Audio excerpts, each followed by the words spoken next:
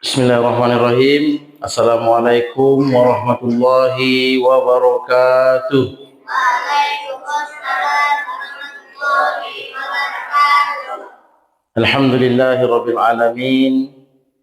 Wassalatu wassalamu ala ashrafil anbiya'i wal mursalin wa ala alihi wa sahbihi rasulillahi ajmain.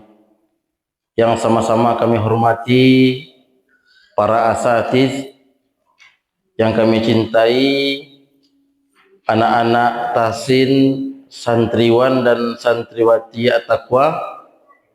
Selalu kita bersyukur atas banyaknya limpahan nikmat yang Allah berikan kepada kita semua, baik nikmat itu berupa kesehatan, berupa waktu luang, hidayah, dan nikmat-nikmat besar lainnya yang mungkin kita tidak sadari.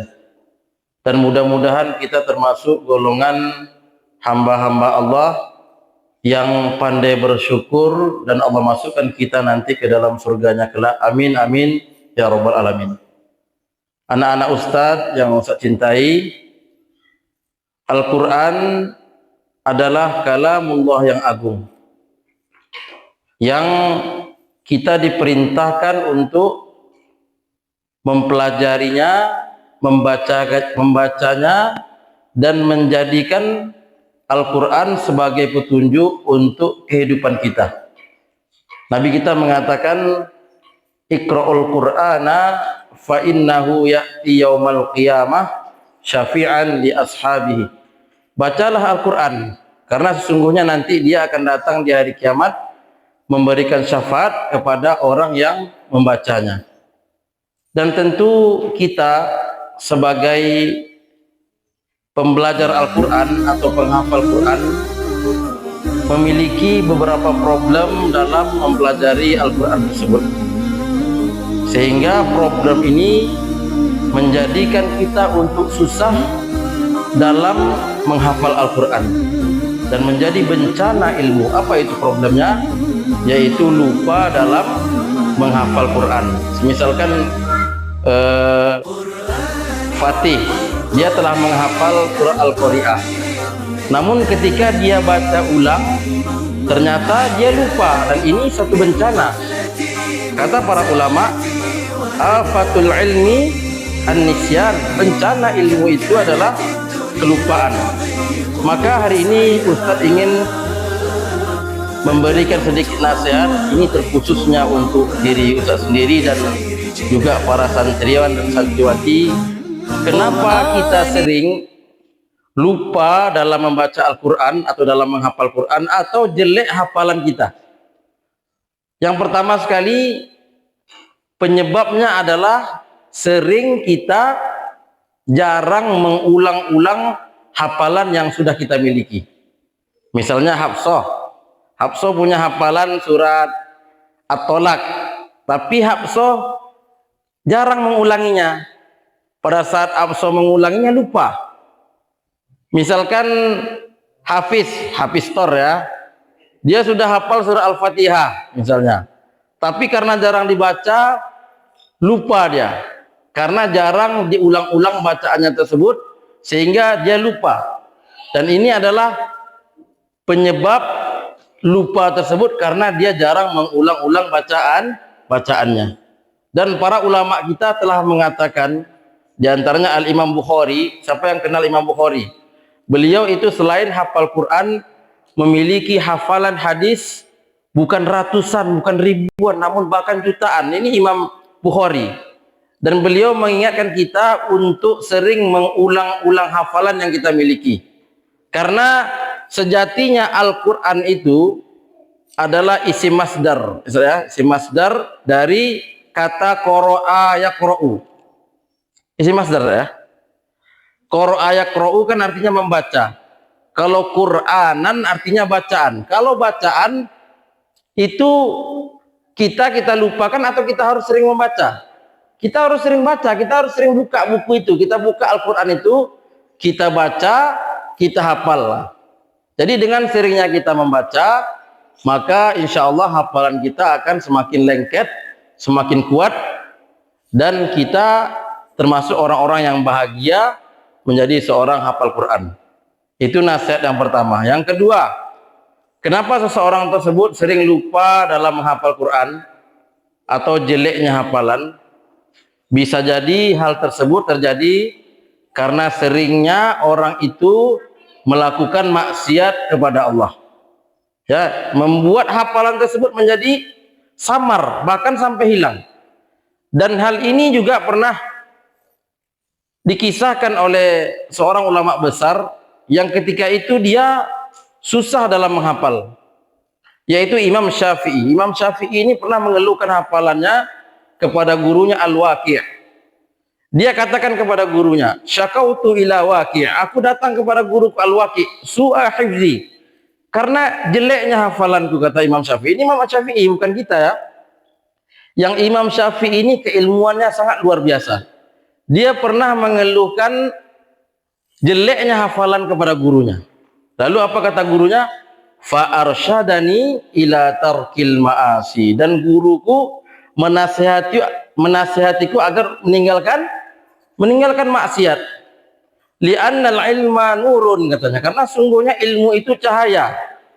Wal ilmu la yuhda bil asi, ilmu itu tidak didapati dengan orang yang bermaksiat. Maka agar hafalan adik-adik jarang lupa atau mungkin hafalannya semakin kuat, maka berusahalah kita untuk meninggalkan maksiat kepada Allah Subhanahu wa taala. Lalu yang ketiga, agar hafalan kita kuat, agar kita semangat menghafal, yaitu hendaknya kita berusaha mencari teman-teman yang sama dengan kita. Misalnya kita adalah orang yang suka menghafal Quran, kita berusaha untuk mencari teman yang suka menghafal Quran, mencari teman-teman yang soleh, karena kendatinya teman itu dia akan menggeret teman yang lain. Sebagaimana pepatah Arab mengatakan, as-sahibu sahib, teman itu menggeret. Kalau kita punya teman penghafal Quran, kita tentu ingin berusaha untuk menghafal Quran juga. Kalau kita punya teman yang suka bohong, ya anak-anak ya, kita juga akan ikut bohong nanti. Kalau kita punya teman yang suka berbicara kotor, lama-lama kita juga akan ikut-ikut berbicara kotor. Makanya Nabi mengatakan al-mar'u ala dini khalilihi. Seseorang itu di atas agama temannya. Falyanzur ahadukum man yukhalil. Maka hendaknya dia melihat kepada siapa dia berteman. Maka mulai dari sekarang, anak-anak ustadz yang menghafal Quran ini berusahalah untuk mencari teman-teman yang juga menghafal Quran, sehingga anak-anak ustadz jadi semangat untuk mempelajari Al-Quran tersebut. Inilah sedikit nasihat singkat yang ustadz sampaikan. Yang pertama apa? Yang pertama, seringlah mengulang-ulang hafalan yang kita miliki. Sering buka Al-Qurannya, dibaca, dihafal. Lalu yang kedua, tinggalkan maksiat, ya. Yang ketiga, berusaha untuk mencari teman-teman yang sama dengan kita. Kalau kita seorang penghafal Quran, cari juga teman penghafal Quran agar kita semangat untuk mempelajari Al-Quran tersebut, ya. Jadi inilah nasihat singkat yang ingin Ustaz sampaikan. Selanjutnya Ustaz ingin menyampaikan bahwasanya hari ini kita akan evaluasi bacaan Al-Quran, di mana nanti adik-adik dipanggil satu persatu. Ketika dipanggil namanya langsung maju ke meja itu yang laki-laki, ya. Yang akhwat nanti dipanggil maju ke meja yang di belakang. Dan untuk Aisar itu dewan jurinya Ustadz kita Fitra. Nanti Ustadz Fitra yang menilai nanti. Dan untuk Al-Quran dinilai oleh Ustazah kita, Ustazah Fatimah dan Ustazah Weni. Ya, tata cara penilaian kemarin sudah kita jelaskan pada guru. Jadi nanti adik-adik ketika berjalannya acara tidak ada yang ribut, ya. Coba dilihat-lihat Al-Qur'annya, dibaca. Sudah tartilkah kita membaca Al-Qur'an? Sudah benarkah? Nanti kita akan diuji di sana. Dan insya Allah nanti bagi yang nilainya paling tinggi kita akan berikan hadiah kepada adik-adik, sertifikat dan juga hadiah yang cukup menarik, ya, untuk adik-adik. Oke, sudah siap kita mengikuti lomba? Ya, Ustaz. Maka kita akan mulai dengan membaca basmalah. Bismillahirrahmanirrahim. Oke.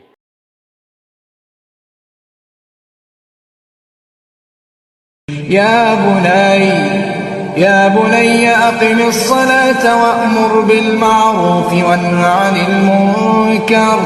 وانه عن المنكر واصبر على ما أصابك إن ذلك من عزم الأمور ولا تصعر خدك للناس ولا تمش في الأرض مرحا إن الله لا يحب كل مختال فخور واقصد في مشيك واغضض من صوتك إن أنكر الأصوات لصوت الحمير.